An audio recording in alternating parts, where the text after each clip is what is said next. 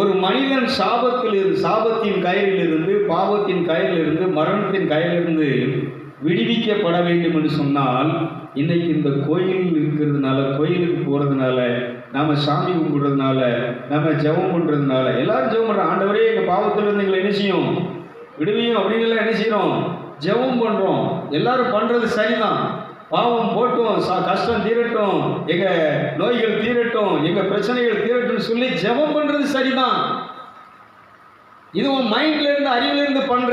ஆனா இங்க என்ன சொல்றாருன்னா, விசுவாசத்தினால் மட்டும்தான் ஒரு மனிதன் நீதிமானாக்கப்படுகிறான். விசுவாசத்தினால் மட்டும்தான் ஒரு மனிதன் பரிசுத்தமாக்கப்படுகிறான். யார் மேல் விசுவாசம்? எனக்காக, என் பாவத்திற்காக, என் சாபத்தை நீக்குவதற்காக, செத்து போன மரித்த என்னை மீண்டும் உயிர்ப்பித்து ஜீவனுள்ளவனாக மாற்றுவதற்காக இந்த உலகத்திலே மனிதனாக பிறந்த இயேசுவின் மேல் நான் விசுவாசம் வைக்கிறேன். கைத்தட்டிகளை பார்ப்போம், நல்ல கரங்களை. உங்களுக்கு புரியும் நினைக்கிறேன். கிறிஸ்தவர்களுக்கும் தெரிஞ்சுக்கணும். கோயில் நீங்கள் கிறிஸ்தவங்க தான், கிறிஸ்தவ பேர் வச்சிருக்கிறீங்க, அந்தோனியின் பேர் வச்சிருக்கிறீங்க, அந்தோனிமான் பேர் வச்சிருக்கிறீங்க, சௌரியமான பேர் வச்சிருக்கிறீங்க, அப்புறம் என்ன இருக்கிறீங்க சொல்லுங்க, ஏசுராசன் பேர் வச்சிருக்கிறீங்க. இப்படியெல்லாம் பேர்கள் எல்லாம் வச்சிருக்கிறதெல்லாம் ரைட்டு தான், பைபிள் எல்லாம் வச்சிருக்கிறதெல்லாம் ரைட்டு தான், கழுத்தில் சிலுவையெல்லாம் போட்டுக்கிறதெல்லாம் ரைட்டு தான். ஆனால் இந்த இயேசுவின் மேல் ஒரு விசுவாசம். யோவான் நற்செய்தி 1 அதிகாரம் 12ஆம் வசனம் சொல்லுகிறது, இயேசு கிறிஸ்துவின் நாமத்தின் மேல் விசுவாசம் உள்ளவராய் இவரை ஏற்றுக்கொண்டவர்கள் எத்தனை பேர்களோ அத்தனை பேர்களும் கடவுளுடைய பிள்ளைகளாக்கப்பட்டு விட்டார்கள். கைதிகளை பார்ப்போம். இன்னும் நீங்க லூக்கா நற்செய்தியில இதில் வாரம் விட்டு வாசி பார்ப்போம், அதை முடிச்சிருவோம். இது முதல்ல இருந்தே வாசி, அந்த 28 முதலில். ஆதலால் வேத பிரமாணத்தினால கொஞ்சம் வேத பிரமாணத்தின் கிரியில் இல்லாமல் ஒரு மனுஷனுடைய சுய கிரியையினால, பக்தி, என் பக்தியினால, நான் ஜெபம் பண்ணுறதுனால, நான் இப்படி ஓசம் இருக்கிறதுனால, நான் வாரம் ஓசம் இருக்கிறதுனால, வெள்ளிக்கிழமை ஓசம் இருக்கேன், நான் ஞாயிற்றுக்கிழமை சாப்பிடாம தான் என்ன செய்வேன் இருப்பேன், ஓசத்தோடு தான் நான் என்ன செய்வேன் கோயிலுக்கு போவேன். இப்படி உன்னுடைய கிரியினால் ஓசம் இருந்து நான் என்ன செஞ்சிருவேன், எப்படியாவது சாதிச்சிருவேன். ஓசம் இருந்து இந்த காரியம் என்ன செஞ்சிடும், ஓச கூட்டங்கள். இன்னைக்கு இந்த ஓச கூட்டங்கள், முழுவரை ஜெபங்கள், கன்வென்ஷன் கூட்டங்கள் பூரா என்னன்னா, இந்த கூட்டங்களை வச்சு இந்த கூட்டங்கள் மூலமாக என்ன செஞ்சிடணும். நானும் ஒரு காலத்தில் இப்படி தான் நினைஞ்சேன்னா 7 நாள் ஓசம் இருப்பேன், 21 நாள் ஓசம் இருப்பேன். ஓசம் இருந்து நான் நினைக்கிறது நடந்துருமா, வரங்கள் வந்துருமா, வல்லமை வந்துருமா, அபிஷேகம் வந்துருமாலாம் உட்காந்து பார்த்தேன். ஒன்றும் என்ன செய்யலை, வரல. இந்த பாஸ்டர்மார்கள் என்ன செய்வாங்க, 7 நாள் ஓச கூட்டம்பாங்க, 21 நாள் ஓச கூட்டம்பாங்க. இந்த கூட்டங்கள்லாம் போய் இப்போ 3 நாள் இந்த வேளாங்கண்ணி பக்கத்தில் நம்ம பார்த்திபன் இவன் விஜயன் இருக்கிறான், அது என்ன ஊருக்கா,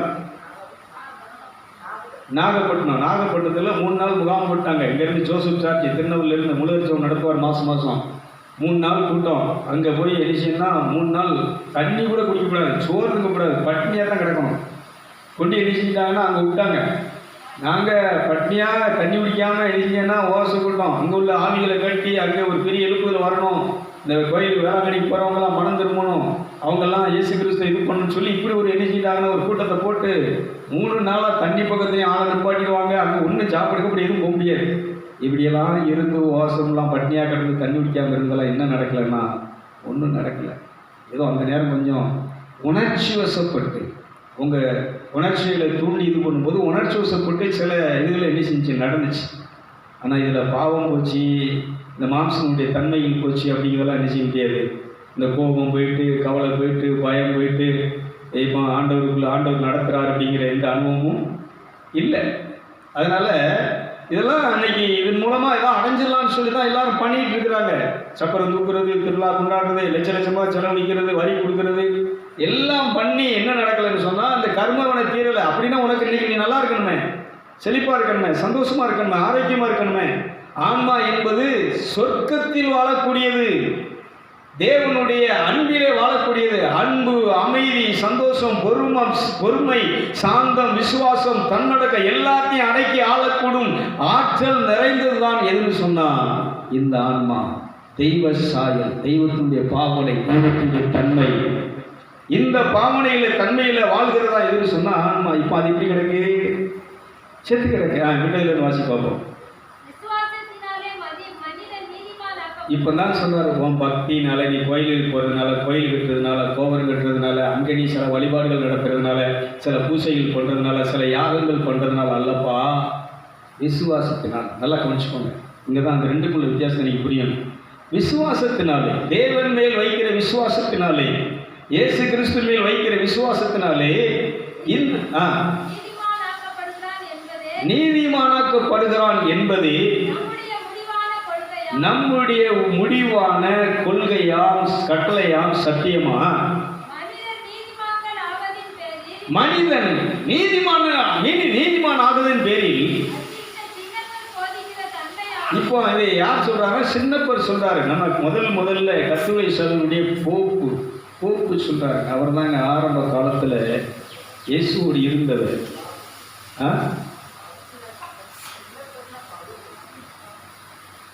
புரியல?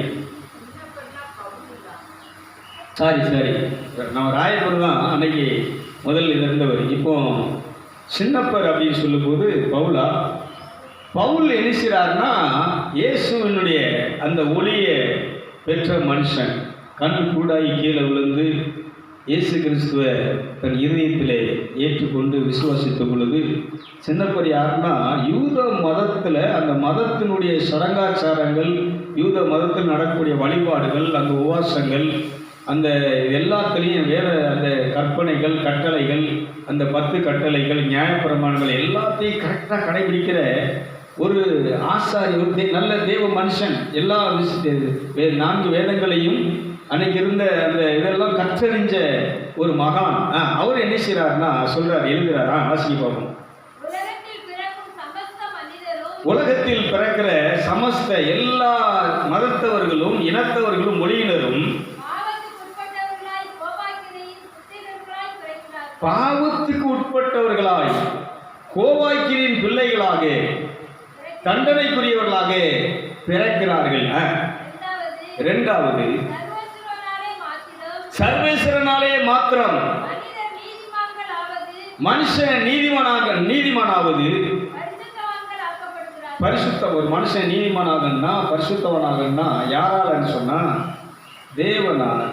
அவரால் மட்டும்தான் என்ன செய்ய முடியும்னா, யார் மேலே இறக்க முடியவராக, யாருடைய பாவத்தை எண்ணாது இருக்கிறாரோ அவர்கள் பாக்கியவான்கள். அதனால நம்ம பாவத்தை எண்ணாது நம்மளை அவர் என்ன செய்றார், நீதிமான். அவர் நீதிமான்னு சொல்லும்போது, அவர் நம்மளை பரிசுத்தம்னு சொல்லும்போது, நான் உன்னை நீதிமானாக்கி பரிசுத்தமாக்கி இருக்குன்னு சொல்லும்போது, இது யாரும் என்ன செய்ய முடியாது, தடுக்க முடியாது. அதனால தேவன் என்ன செய்றார்னா, நம்மை பரிசுத்தவனாக்கி நீதிமானாக்கி. 3வது, நல்லா கவனிச்சு, இங்கதான் சொல்றார், இயேசு கிறிஸ்துநாதரை பற்றி பற்றும் விசுவாசத்தை கொண்டு நீதிமானாக்கப்படுகிறார்கள். 4வது, வேற்றுமையா எண்ணி இயேசு கிறிஸ்துநாதரை விசுவாசிக்கிற யூதர்களும் அஞ்ஞானிகளும், நல்லா கவனிச்சு, யூதர்களும் அஞ்ஞானிகளும் நீதிமானாக்கப்படுகிறார்கள். 5வது, இலவசமாய் முழுவதும் சர்வேசனுடைய இரக்கத்தினாலே, அன்பினாலே, கிருபையினாலே நீதிமானாக்கப்படுகிறார்கள். 6வது, இப்ப யாருக்காக பாடுபட்டாரு? நமக்காக பாடுபட்ட இயேசு கிறிஸ்துநாதருடைய பேரு பலன்களை பார்த்து சர்வேஸ்வரன் மனிதர்களுக்கு அவர் பிதாவே, என் அப்பாவே, இந்த பாவிகளுக்காக, இந்த சாபத்தில் இருக்கிறவங்களுக்காக, இந்த பாவத்தில் இருக்கிறவங்களுக்காக, இந்த மரணத்தில் இருக்கிறவங்களுக்காக நான் பாடுபடுகிறேன், இரத்தம் சிந்துகிறேன், என்னை அனுப்புங்கள், நான் இதை ஏற்றுக்கொள்கிறேன் சொல்லி அவர் மனம் விரும்பி ஏற்றுக்கொண்டு கடவுளுடைய விருப்பத்திற்கு கீழ்ப்படிந்து பலியானபடியினாலே இலவசமாய் அவருடைய இரக்கத்தினாலே இன்னைக்கு நாம் பரிசுத்தமாக்கப்பட்டிருக்கிறோம். ஒரு கைதிகளை பார்ப்போம். நீதிமானாக்கப்பட்ட ஒரு கைதிக்கு வாசி பார்ப்போம். இயேசு கிறிஸ்துநாதராலே உண்டாகிற இரட்சணியம், இரத்தம் சிந்தின கிருபாதார பலி. என்னது? கிருபாதார பலி மேலானதாக இருக்கிறது, மேலையாக இருக்கிறது. 8வது, அந்த கிருபாதார பலியின் பலனை நல்லா கவனிச்சுக்கோ. எது மேல? இந்த மாசற்ற விலையேறப்பட்ட இரத்தத்தின் மேல் நாம் வைக்கிற விசுவாசத்தினாலே நமக்கு சொந்தமாக்கி கொள்கிறோம். யார? இயேசுவை நம்ம சொந்தமாக்கி கொள்கிறோம். அவரை படைச்ச கடவுளை நம்ம என்ன செய்யறோம்? சொந்தமாக்கி கொள்கிறோம். கடவுளுக்கும் நமக்கும் அப்பா பிள்ளைங்கிற உறவு எப்போ உண்டாகுதுன்னு சொன்னா, இந்த இயேசு கிறிஸ்துடைய மாசற்ற இரத்தம் நம்முடைய பாவங்களை கழுவி சாபத்தை நீக்கி நம்ம ஆன்மாவை மரணத்திலிருந்து ஜீவனுள்ள ஆத்மாவை உயிர்ப்பிக்கின்ற பொழுது கடவுள் நமக்கு அப்பாவாக மாறி விடுகிறார். பேசலா விட்டலுக்கு வாசி பார்ப்போம். 9வது, அந்த திரு ரத்தத்தின் பலன் பூர்வீக காலம் தொடங்கி, ஆதி முதல் கொண்டு இந்த உலகம் தோன்றின காலம் தொடங்கி இந்த உலகம் முடியும் காலம் வரைக்கும் இந்த இயேசுவின் ரத்தம் அவரை ஏற்றுக்கொள்கிற விசுவாசிக்கிற அத்தனை பேருக்கும் பயனுள்ளதாக, அத்தனை பேரையும் பரிசுத்தமாக்கி நீதிமனாக்கி, அத்தனை மதத்தவர்களையும் இனத்தவர்களையும் மொழியினர்களையும் புனிதனாக்கி பத்தினியாக்கி கடவுளுக்கு முன்பாக ஒரு பரிசுத்தவானாக நிலை நிறுத்துகின்ற ஒரு தெய்வீக சக்தியாக கடவுள் அங்கே என்ன செஞ்சிருக்கிறாங்க? இயேசுவை ஏற்படுத்தி வச்சிருக்க. கைவிட்டு இயேசு நல்ல வரவேற்போம். 10வது, ரட்சகர், நம்மை ரட்சிக்கிற ரட்சகர் இயேசு கிறிஸ்துவின் பேர் மேல உள்ள விசுவாசத்தால் பூர்வீகத்தாருடைய பாவங்களை சர்வீஸ்வரன் மன்னித்தார். முதல் மனுஷன் ஆதாம் செஞ்ச நம்முடைய முன்னோர்கள் மூதாதையர்கள் செய்த எல்லா பாவத்திலிருந்து நம்மளை மன்னித்து நம்மளை ரட்சித்து நம்மளை விடுவித்தார். ஆதலால் இந்த உலகம் உண்டான நாள் முதல் கொண்டு இயேசுநாதர் பிறந்த நாள் மட்டும் உலகத்தில் ஜீவிக்கின்ற மனிதனுடைய இரட்சணியத்திற்கு அவர் பிறந்தது முதல் இந்த உலகம் முடியும் மட்டும் உள்ள விசுவாசிகளுடைய அவரை விசுவாசிகளுடைய இரட்சணியத்திற்கு எந்த வித்தியாசமும் இல்லை. நல்லா நீ கவனிக்கணும். அதனால இன்னைக்கு இந்த தேவசாயி நிகழ்ச்சியை பார்க்கிற அன்பு நெஞ்சங்களுக்கு சொல்ற, இந்த மரணத்தின் சங்கிலிகள் அறுக்கப்படணும்னா, இந்த பாவத்தின் கயிர்கள் சங்கிலிகள் அறுக்கப்படணும்னா, அந்த சாபத்தின் சங்கிலிகள் கயிர்கள் அறுக்கப்படணும்னா, இன்னைக்கு மத குருக்கள் மதங்கள் ஏற்படுத்தி வைத்திருக்கக்கூடிய விதிமுறைகள் வழிமுறைகள் அதுக்கு என்ன செய்யாதுன்னா செல்லுபடி. அதுக்கு என்ன கிடையாது, அது பண்ண முடியாது, அது பண்ணுறதுக்கு சக்தி கிடையாது. அதனால இதை பண்ணிட்டா அது நடந்துடும், இதற்கு பண்ணிட்டா இது கிடைச்சிரும், நம்ம கஷ்டம் நீந்துரும், நம்ம குடும்பத்தில் உள்ள இதெல்லாம் மாறிடும்னா மாறாது. அதனால தான் நிறைய பேர் சொல்கிறாங்க, நல்லது செய்கிறேன், நல்லா தான் ஜெபம் பண்ணுறேன், கோயிலுக்கெல்லாம் போகிறேன், பக்தியாக தான் கோயிலுக்கு போகிறேன், கோயிலுக்கு இதெல்லாம் செய்கிறேன், கோயிலுக்கு இப்படியெல்லாம் பண்ணுறேன், கோயில் வரியெல்லாம் கொடுக்குறேன், கோயிலுக்கு நான் என்ன செஞ்சேன், அன்னதானங்கள்லாம் பண்ண எல்லாம் பண்ணுறேன். ஆனால் என்னன்னா நமக்கு நல்லது நடக்க மாட்டேங்க, நமக்கு கஷ்டம் நடக்கிறது, நமக்கு பாடுகளுக்கு மேலே பாடுகளை, இழப்புகளுக்கு மேலே இழப்பு, எதுவுமே முன்னேற்றம் நல்ல காரியம் நடக்க மாட்டேங்கன்னு சொன்னால், நமக்கு முன்னால் இருக்கிற நமக்கு முன்னால் இருந்த நம்முடைய மூதாதைகள், நம்ம அப்பன், நம்ம தாத்தன், நம்ம பூட்டன், அதுக்கு மேலே உள்ள பூட்டன், அதுக்கு மேலே உள்ள பூட்டன், இப்படியே போயிட்டே போனால் அடுத்து முதல்ல இந்த உலகத்தில் பிறந்த மனுஷன் இந்த ஏவா ஆதாம், இவங்க என்ன பண்ணி வச்சுட்டாங்கன்னா நமக்கு கர்ம வினை உண்டாக்கி வச்சுட்டாங்க, சாபத்தை உண்டு பண்ணிட்டாங்க, பாவத்தை உண்டு பண்ணிட்டாங்க. இது இன்னைக்கு யாருக்கும் என்ன செய்யலைன்னா மண்டையில ஏறல, இந்த கேள்விக்கு விட கிடைக்கல.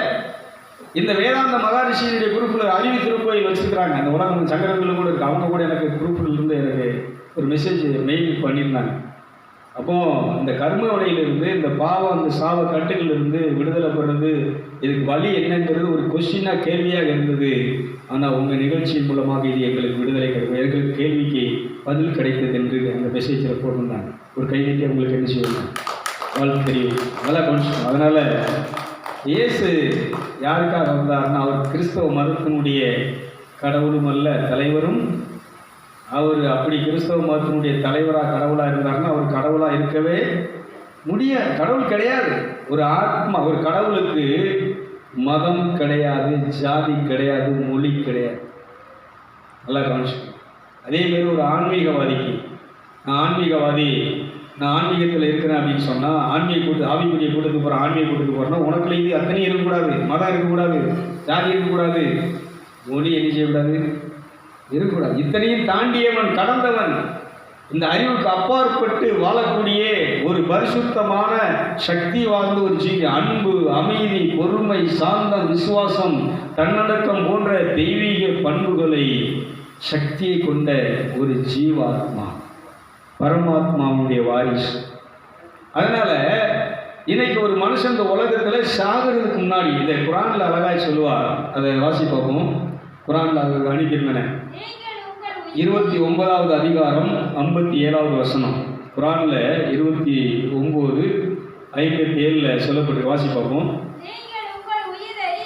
நீங்கள் உங்கள் உயிரை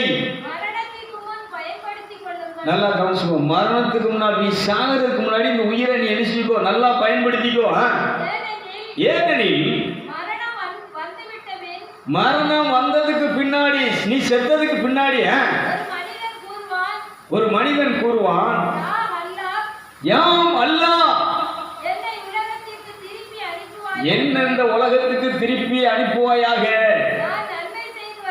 நான் போய் நல்லா வாழ்ந்து நல்லது செய்து மனம் திரும்பி யாருக்கும் கேடு செய்யாம, யார் மனசையும் புண்படுத்தாம, யாருக்கும் கஷ்டத்தை கொடுக்காம. இந்த குரான்ல அவங்க போட்ட மெசேஜில் போட்டிருந்தாங்க, யாருடைய மனதையும் எந்த மதத்தருடைய மனதையும் புண்படுத்தாத செய்திகளை மட்டும் இந்த குறிப்புகளை நீங்கள் பகிர்ந்து கொள்ளுங்கள் சொல்லி. எல்லாம் நீங்கள் ஒரு ஆன்மீகம்னு சொன்னால், ஒரு ஆன்மீகத்தில் நீங்கள் இருக்கிறீங்கன்னு சொன்னால், நீங்கள் ஒரு ஆன்மீக ஒரு பணியை செய்கிறீங்கன்னு சொன்னால், யார் மனசையும் என்ன செய்யக்கூடாது, ஒரு ஆவிக்குரியவன் நல்லா கொஞ்சம் யார் மனசையும் நீ புண்படுத்தக்கூடாது, யாருக்கும் ஒரு கஷ்டத்தை நீ என்ன செய்யக்கூடாது, யாருக்கும் ஒரு சின்ன வேதனையை கூட நீ என்ன செய்யக்கூடாது. அதை பண்ணியவர் தான் நம்ம ஆண்டவராக இயேசு கிறிஸ்து. கைதிட்டுக்கலாம், நல்லா கரங்கள் தெரியும். இதை பண்ணியவர்கள்லாம் இந்த உலகத்தில் வாழ்ந்த புனிதர்கள். அன்னை மரியாள், சபரியார், செபஸ்தியார், அந்தோனியார், சூசியப்பர், மாதா, அத்தனை பேர் என்ன செஞ்சாங்கன்னா, மற்றவருடைய சந்தோஷத்திற்காக, மற்றவருடைய மீட்புக்காக, மற்றவருடைய ரட்சணியத்திற்காக, மற்றவர்கள் இந்த பரலோகராட்சியத்தில் இந்த ஆன்மா போய் சேர்க்கப்பட வேண்டும் என்பதற்காக தன்னை காயப்படுத்தி கொண்டவர்கள், தன்னை கஷ்டப்படுத்தி கொண்டவர்கள், தன்னை பாரப்படுத்தி கொண்டவர்கள். அதனால இங்க சொல்றாரு, அல்லாஹ், ஏ கடவுளே, ஆண்டவரே, அல்லாவே, என்னை திரும்ப மறுபடியும் என்ன செய்ய இந்த உலகத்துக்கு அனுப்பு. நான் மீண்டும் ஒரு முறை போய் என்ன செய்யணும், நல்லா வாழணும், நான் நல்லா செய்யணும், தானங்களை செஞ்சு, தர்மங்களை செஞ்சு, புண்ணியங்களை செஞ்சு, மற்ற மனிதர்களுடைய மனசுக்கு சந்தோஷத்தை, அமைதியை கொடுத்து, நான் நல்லவனா வாழ்ந்து வர்றதுக்கு எனக்கு மீண்டும் என்ன செய்ய ஒரு முறை நான் இந்த பூமிக்கு அனுப்பு அப்படின்னு சொல்லும்போது அல்லாஹ் சொல்றார். என்ன சொல்றாரு வாசி பார்ப்போம். ஆனா இது ஒருபோதும் நடக்காது.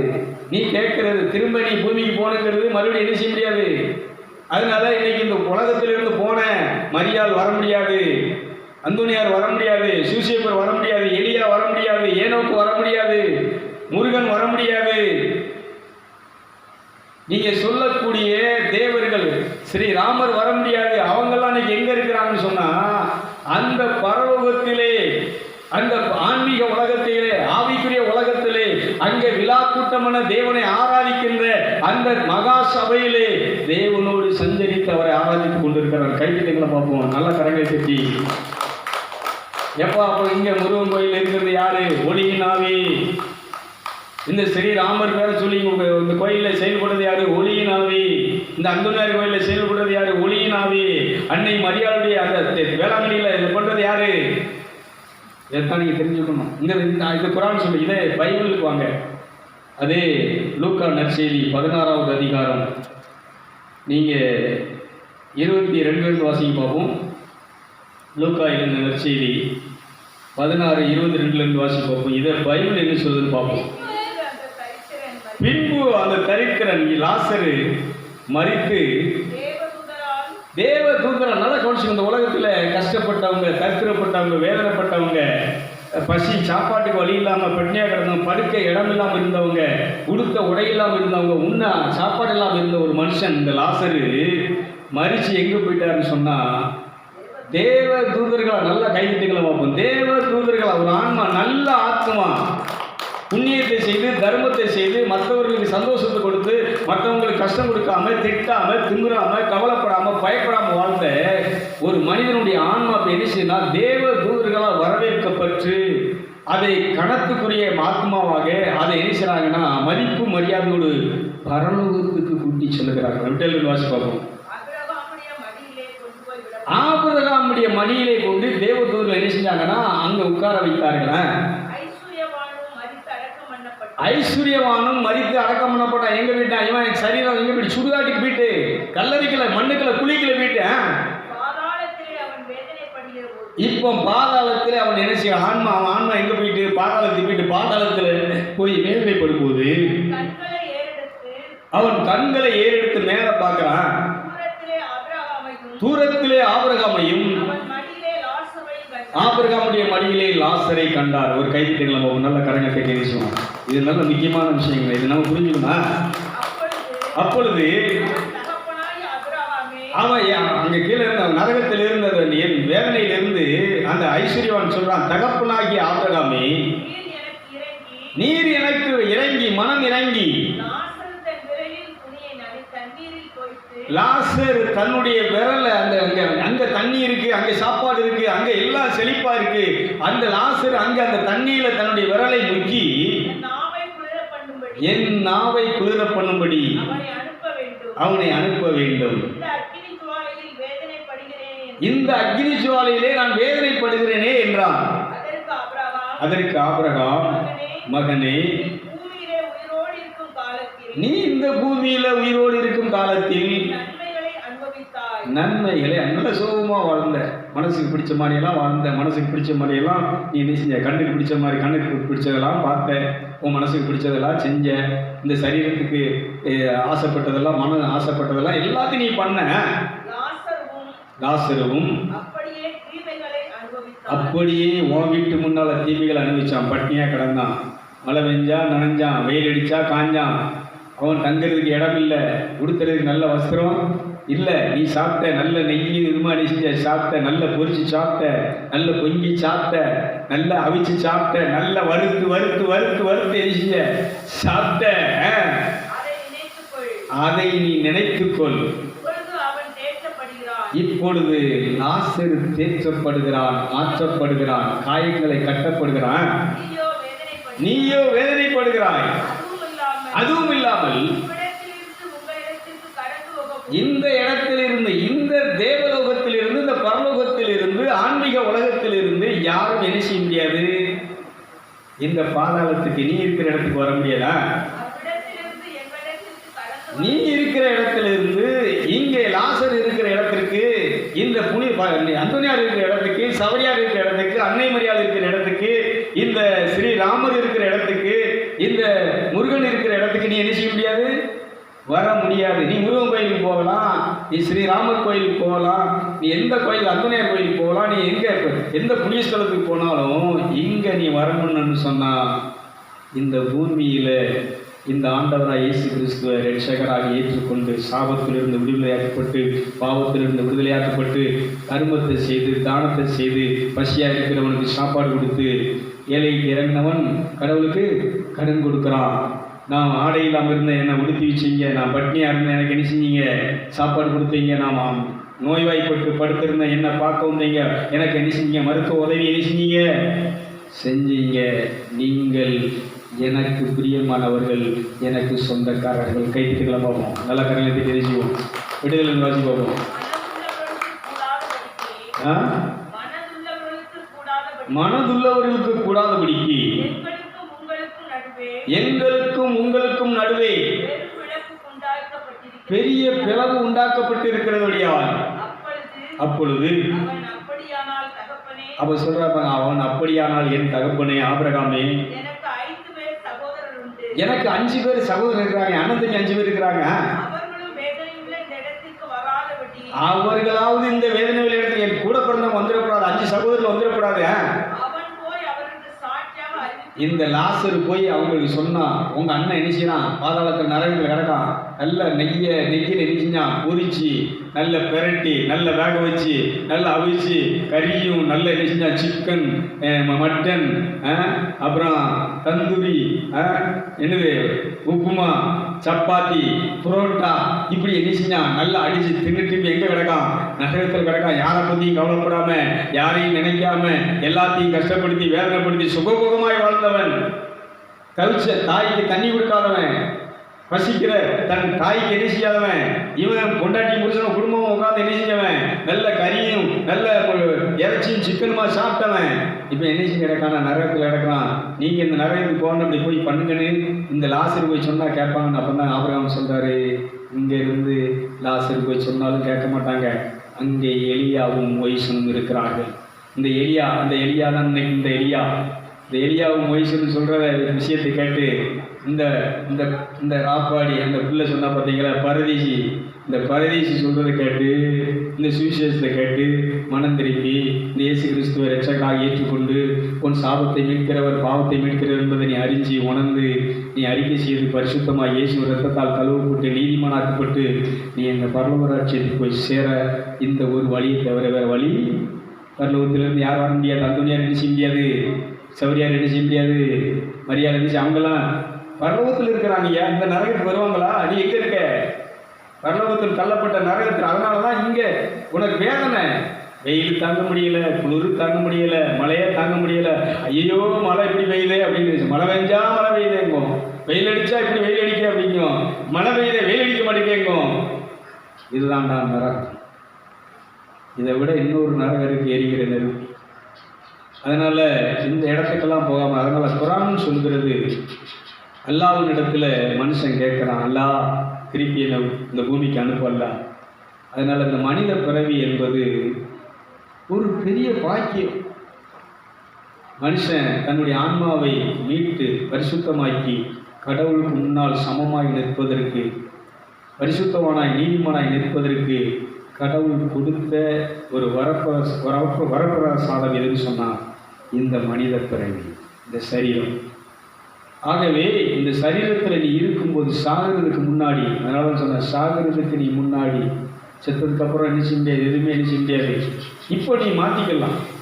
அதனால ஆன்மா என்பது, ஆன்மா வந்து ஒரு சக்தி, ஒரு ஆற்றல். இது என்ன செய்யலாம்னா தன் நிலை மாற்றத்தை உண்டு பண்ண முடியும். ஆனால் இந்த சரீரம் என்ன செய்யனா முடியாதுங்க. அதனால தான் மாம்ச சிந்தை மரணம், ஆவியின் சிந்தையோ ஜீவனும் சமாதானமும். அதனால் இன்றைக்கி எல்லாம் மாம்சத்தில் தான், சிந்தையில் தான், மாம்சத்தில் தான் நெஞ்சிருக்கிறோம். அதனால் இன்றைக்கி ஆண்டவர் அழைக்கிறார். தேவசாய நிகழ்ச்சியை பார்க்குற அன்பு நெஞ்சங்களுக்கு சொல்லுகிறேன், ஆத்மாக்களுக்கு. அதனால் மதத்தை விட்டு வெளியில் வா, தனித்து உட்காரு, தியானம் பண்ண ஆரம்பி, விசுவாசத்தை பயன்படுத்த ஆரம்பி, கடவுளை செயல்படுவதற்கு நீ நினைச்சி ப்ளீஸ் எனக்கு ஹெல்ப் பண்ணுங்கள். இந்த தலையில் இங்கே கருப்பாக இருக்குது, இங்கே வெள்ளையாக இருக்குது. ஒரு ஹேர் ஆயில், ஒரு எண்ணெய், தேங்காய் எண்ணெயில் வள்ளலார் என்ன செஞ்சாருன்னா ஒரு மூலிகையில் இது பண்ண ஒரு ஆயில். இந்த பாருங்கள், தலை என்ன செஞ்சுன்னா உள்ளேருந்தே கருப்பாக வருது. யூஸ் பண்ணி இப்போ ஒரு 6 மாதமாக என்ன செஞ்சுருக்கிறோம், அந்த எண்ணெயை தேய்ச்சி இப்போ தலை எண்ணெய் எப்படி இருக்குது. இதில் தேய்ச்சிட்டு இந்த முகத்தை கழுவுறது, இந்த படுத்திருக்கும்போது முகத்தை கழுவுறது, எங்கே வெளியில் போனால் முகத்தில் தண்ணி பட்டதுனால இது என்ன செஞ்சிட்ருக்கு, கருப்பு கொஞ்சம் கம்மியாக இருக்குமா இருக்கும். வியாபாரிக்கு முக்கால்வாசி என்னது வெள்ளையாக, தலை எப்படி ஆகிட்டு கருப்பாயிடுச்சு. இது மாதிரி இந்த இயேசு ரத்தத்தை பயன்படுத்த பார்க்க திடீர்னு வெள்ளையாக இருக்கா, திடீர்னு கருப்பாக இருக்கான்னு சொல்கிறீங்களா, இதுதான் விஷயம். அதனால் இந்த எண்ணெய் ஆயிலை பயன்படுத்த தலைமுடி தன்னால் இணைஞ்சிருக்கு. இதே மாதிரி இயேசுவின் ரத்தத்தை பயன்படுத்தும் போது, இயேசுவை நீ யூஸ் பண்ணும்போது, இயேசுவே நீர் என்னோடு செயலாற்றணும்னு சொல்லி அவரை செயல்படுவதற்கு நீ இடம் கொடுக்கும்போது, அவர் உன்னை ஏற்கிறதுக்கு நீ இடம் கொடுக்கும்போது, அவருடைய வழியில் நீ நடக்கும்போது நீ நீதிமானாகிறாய், நீ பரிசுத்தவனாகிறாய், நீ கடவுளுடைய பிள்ளையாகிறாய். நீ அந்த பரலோகத்துக்கு மறுபடியும் போய் பரலோகத்தில் தேவனோடு அந்த ஆன்மீக உலகத்திலே ஆன்மாக்களோடு அந்த பரிசுத்தவான்களுடைய கூட்டத்தில் வாழ்கிறதற்கு தகுதிப்படுத்தக்கூடிய ஒரே ஒரு இது மதம் அல்ல, மதத்தினுடைய சடங்காச்சாரங்கள் அல்ல, நியாயப்பிரமாணத்தையே சொல்கிறாரு. இதை நான் அடுத்த பகுதியில் சொல்கிறேன்.